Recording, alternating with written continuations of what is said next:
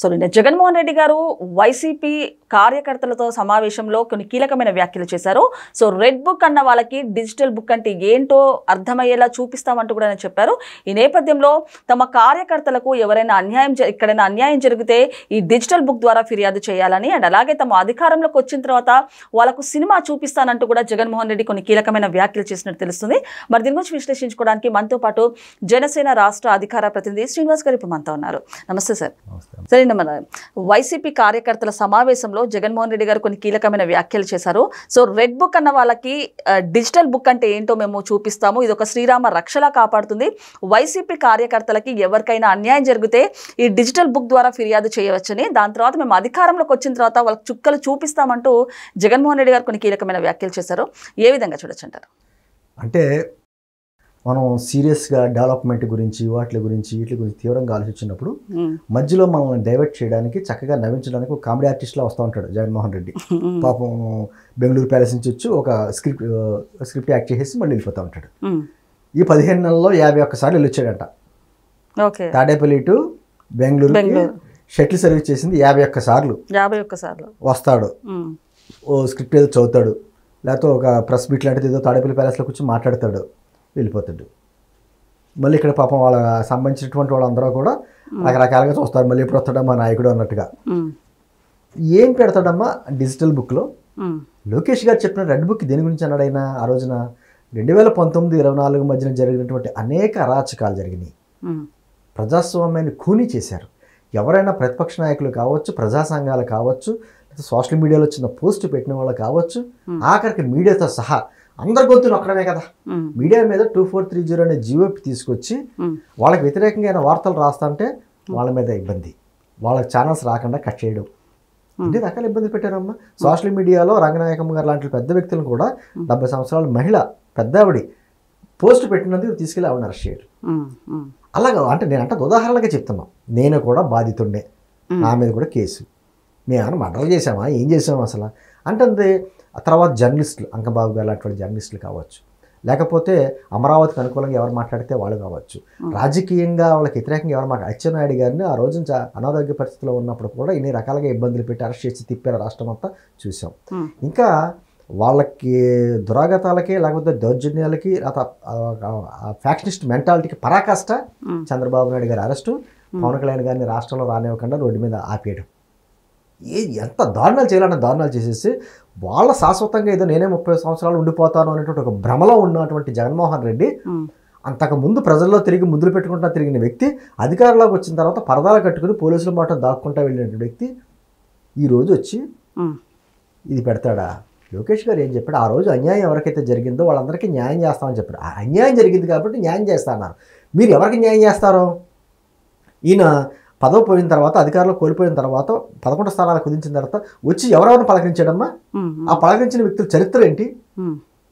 ఆడవాళ్ళని చాలా దారుణంగా మాట్లాడి చేరినటువంటి బోరగడ్డ లాంటి వాళ్ళు, లేకపోతేనేమో ఎలక్షన్ ఓటింగ్ జరుగుతున్నప్పుడు వెళ్ళి పగలగొట్టారు చూసారా, వాళ్ళ పిన్నిల్ లాంటి వ్యక్తుల్ని, నందిగం సురేష్ లాంటి వ్యక్తుల్ని, లేకపోతే వల్లభనేని వంశీ లాంటి వ్యక్తుల్ని, వాళ్ళు మాట్లాడిన భాష ఏంటి, వాళ్ళు చేసినటువంటి ప్రజాధనాన్ని ఏ విధంగా లోటీ చేస్తున్నారు, ఆ కార్యక్రమాలు ఏంటి, మిథున్ రెడ్డి లిక్కర్ స్కామ్లో అంత కూరుకుపోయి అంత దొరికితే అటువంటి వ్యక్తులు పలకరించండి అంటే వీళ్ళందరినీ కాపాడతాడు ఈయన?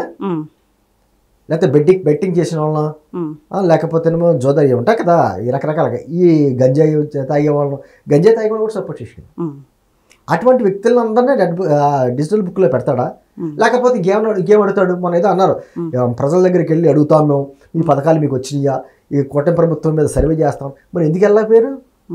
ఇంకో మాట అన్నారు సార్, అంటే ఎన్నికల ముందు ఏవైతే చెప్పారో పథకాలు సూపర్ 6, సూపర్ 7 అవన్నీ గాల్లో కలిసిపోయాయి అంటూ కూడా చెప్పడం జరిగింది. అండ్ మెడికల్ కాలేజెస్కి సంబంధించి కూడా ఆయన కీలకమైన ఒక స్కామ్, పీపీపీ ద్వారా స్కామ్ జరుపుతున్నారంటూ కూడా కొన్ని వ్యాఖ్యలు అయితే చేశారు. అంటే ఏమీ లేదు అతనికి.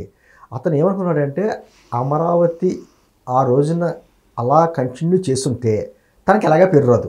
అమరావతి అనేటప్పటికి అమరావతి ప్రాంత రైతులు చంద్రబాబు గారు గుర్తుకొస్తాడు.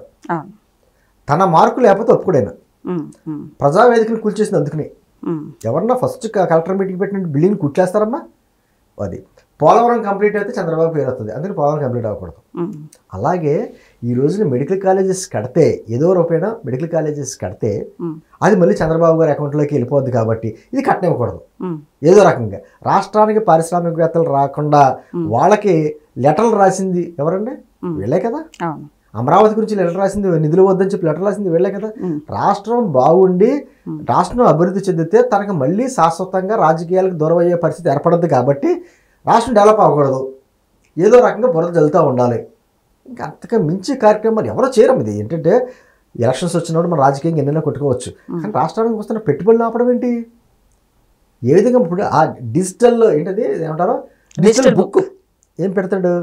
నేను చెప్తున్నానండి, వైఎస్ఆర్ కాంగ్రెస్ పార్టీ అభిమానులకే కావచ్చు, రాష్ట్ర ప్రజలు ఎవరికైనా కావచ్చు, పొరపాటున మీరు ఆ డిజిటల్ బుక్లోకి వెళ్ళి లాగిన్ అయ్యి వాళ్ళు చెప్పినట్టుగా కానీ ఏమన్నా చేస్తే మీ సమస్యలకు పరిష్కారం మాట దేవుడు అరుగు. ఆటోమేటిక్గా మీ అకౌంట్లో డబ్బులన్నీ ఖాళీ అయిపోతాయి, 11 రూపాయలు మిగులుతాయి. చూసుకోండి జాగ్రత్తగా.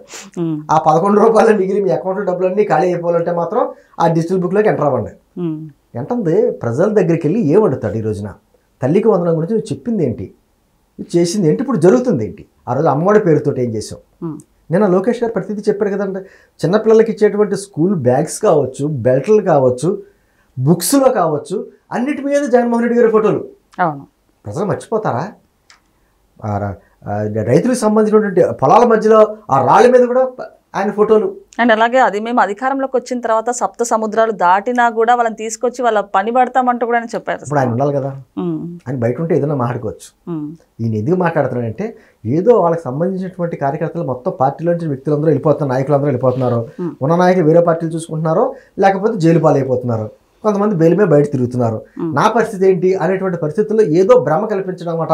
మన పార్టీ ఉంది, వచ్చేస్తుంది, రాబోతుంది అనేటువంటి మాటలు కేఏ పాల్ చెప్తా ఉంటాడు. చూసారా, ఎవరైనా పార్టీ ఏ పార్టీ నుంచి మారిపోయినా నా పార్టీలోకి వచ్చాయంటే మిమ్మల్ని సీఎం చేస్తాను, పిఎం చేస్తాను అంటాడు కేఏ పాల్. కేఏ పాల్ కంటే పెద్ద కామెడీ ఆర్టిస్ట్ ఈయన. ఆ విధంగా పార్టీని కాపాడుకుంటానికి ఏదో కార్యక్రమాలు తప్ప ఎందుకు వస్తాడమ్మా? ప్రజలు పిచ్చోళ్ళు, ఆంధ్రప్రదేశ్ ప్రజలు నీకు అవకాశం ఇచ్చారు కదా, ఇవ్వకపోతే అనుకోవచ్చు ఫోన్లో ఇతర పాలన ఎలా ఉంటుందో సార్ చూద్దామని.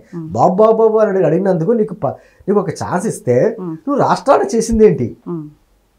ప్రజలే కదా. 151 స్థానాల నుంచి 11 స్థానాలకి కుదించింది ప్రజలే కదా.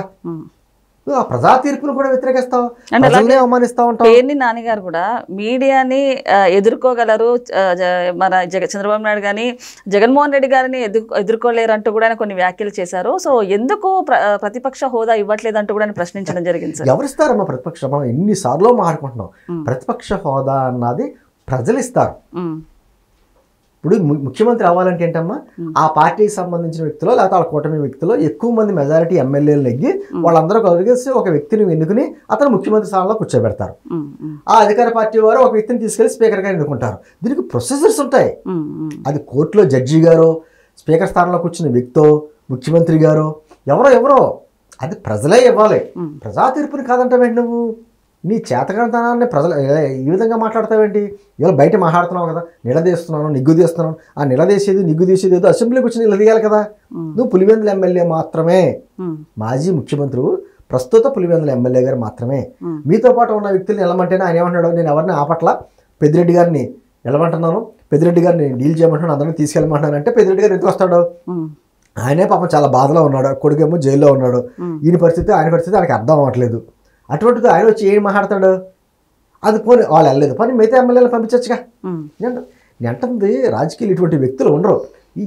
ఏ మొహం పెట్టుకునే అసెంబ్లీకి వచ్చే పరిస్థితి లేదు. ఈ రోజున ప్రజల దగ్గరికి ఎలా వెళ్తారు? ఇచ్చిన హామీల్లో ఒక్కటైనా పూర్తిగా నెరవేర్చావా? మాట్లాడితే ఏమంటావు? నేను డీబీటీ బటన్ నొక్కాను, 2,70,000 కోట్ల రూపాయలు అకౌంట్లో వేసాను. నువ్వు పెట్టినట్టు 10 లక్షల కోట్ల అప్పులు మేము 15 నెలల్లో 10 లక్షల కోట్ల పైన పెట్టుబడులు తీసుకొచ్చావు చెప్పగలం గర్వంగా. నువ్వు 5 సంవత్సరాల్లో 10 లక్షల కోట్లు అప్పు చేసావు. Both are not same. మీరు దాన్ని మరి చూసుకోవాలి. నేను అంటుంది ఈ రోజున ప్రజలకి ఆలోచన వచ్చి ఇటువంటి వ్యక్తి ఉండకూడదు, ఇటువంటి వ్యక్తి చేతిలో మరోసారి రాష్ట్రాన్ని పెడితే రాష్ట్రం సర్వనాశనం అయిపోద్దనే ఉద్దేశంతో కదా మిమ్మల్ని 151 స్థానాలు తీసుకొచ్చి 11 స్థానాలు కుదించారు. ఇంకా సిగ్గు లేకుండా ఈ విధంగా మాట్లాడి ఎంతవరకు సమాజం అంటే ప్రజలను అవమానిస్తున్నావు. నువ్వు అవమానించేది ప్రజల్ని, నువ్వు టార్గెట్ చేస్తుంది, బెదిరిస్తుంది, బ్లాక్మెయిల్ చేస్తుంది ప్రజల్ని. నువ్వు ఉండగా 5 సంవత్సరాల్లో ఎక్కడైనా పోలీస్ స్టేషన్లో పనులు జరిగినాయా? ప్రైవేట్ పోలీస్ స్టేషన్లే. ఇటువంటి భాషలో మాట్లాడారు, ఇటువంటి దౌర్జన్యాలు చేశారు. మర్చిపోతారు ఆ ప్రజల్లో. భయంతో జగన్మోహన్ రెడ్డి గారు లాంటి వ్యక్తులు ఉండకూడదు అధికారంలో, అటువంటి పార్టీ ఉండకూడదనే ఉద్దేశంతో కదా ప్రజా తీర్పు ఇచ్చారు. ప్రజా తీర్పును గౌరవించుకుని నీలో ఏమైనా తప్పులు ఉంటే సరి చేసుకుంటా వెళ్తా, మళ్ళీ వచ్చి ఎన్నికలకి వస్తే ఏమో ప్రజలు ఏమైనా ఆలోచిస్తారేమో, కనీసం ప్రతిపక్ష హోదా అయినా ఇస్తారేమో, దాని గురించి కూడా లేకుండా ఏదో మళ్ళీ అధికారంలోకి వచ్చేస్తే ఏం చేస్తావు? అధికారంలో ఏమొస్తాను వచ్చి ఏ విధంగా ప్రజలు ఇస్తారు? ఆ డిజిటల్ బుక్ ఇవన్నీ కూడా ఏం గ్యాంబ్లింగ్ అమ్మా. ఏదో మభ్య పెట్టడానికి, వాళ్ళ పార్టీ కార్యకర్తలు మభ్య పెట్టడానికే వస్తాడో, ఓ స్టేట్మెంట్ ఇస్తాడు, మళ్ళీ వెళ్ళిపోయి బెంగళూరు ప్యాలెస్కి పాలైపోతాడు. వీళ్ళ పాపం దిక్కుముక్కు లేకుండా చూసుకుంటూ ఉంటారు, మళ్ళీ మా నాయకుడు ఎప్పుడు వస్తాడా అని. జగన్మోహన్ రెడ్డి గారు మీరు చక్కగా అలాగా Tadepalli palace to Bengaluru palace shuttle service చేస్తూ ఉండండి. ఎప్పుడో లిక్కర్ స్కామ్ గిరగరా తిరుగుతుంది, వచ్చి తలుపు కొడతారు, అప్పుడు డైరెక్ట్గా ఎక్కడికి వెళ్ళాలి అక్కడికి వెళ్ళి కూర్చోండి. మీకు ఎందుకు పెద్ద పెద్ద మాటలు, డిజిటల్ లేకపోతేనేమో విలువలు, విశ్వసనీయత, ప్రజాస్వామ్యం, ఈ రకాల ఎన్ని మాటలు మాట్లాడే అర్హత కానీ అవకాశం కూడా మీకు ఏమీ లేదు. ప్రశాంతంగా మీరు తిరుగుతూ ఉండండి. ఎప్పటికప్పుడు వచ్చి సిట్ అధికారులు తలుపు కొడతారు చూసారా, అప్పుడు మీరు ఎక్కడికి వెళ్ళాలి అక్కడికి వెళ్ళండి. ఓకే సార్, నమస్తే.